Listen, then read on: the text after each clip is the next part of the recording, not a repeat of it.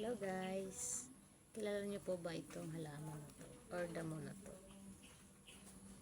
Alam niyo po ba na ito po ay nakakagamot lalo na po sa may mga UTI?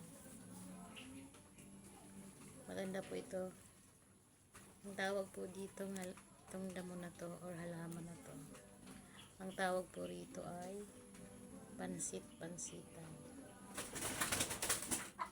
Nabisa po itong gamot sa mga may UTI. Ang gagawin lang po dito ay hugasan, pakuluan.